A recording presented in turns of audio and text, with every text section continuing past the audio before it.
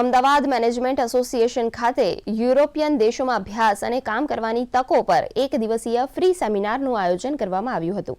આ સેમિનાર ખાસ વિદ્યાર્થીઓ માટે તૈયાર કરવામાં આવ્યો હતો, જેમાં વ્યક્તિગત અને વ્યાવસાયિક વિકાસ માટેની યુરોપિયન દેશોમાં રહેલી તકો અને સંભાવનાઓ પર સવિસ્તાર માહિતી આપવામાં આવી હતી।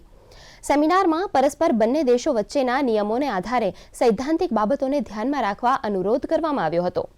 તો યુરોપના દેશોમાં સ્થાયી થવા માટેની તકો, અવકાશ, પગાર ધોરણ અને કારકિર્દીની ભાવિ સંભાવનાઓ પર વક્તાઓ દ્વારા વિદ્યાર્થીઓની સવિશેષ માહિતી આપવામાં આવી હતી। બીજું, તમે જ્યારે પેમેન્ટ કરો છો, કેશ પેમેન્ટ, મોટું પેમેન્ટ ક્યારેય ના કરવું, કારણ કે મોટાભાગના કેશ પેમેન્ટ, મોટા પેમેન્ટ 10 લાખ, 12 લાખ, 15 લાખ તમે કેશ આપતા હો, એની કોઈ જ રિસિપ્ટ રહેતી નથી હોતી। એટલે કેશ મોટું પેમેન્ટ એડવાન્સ ન રાખવું જોઈએ।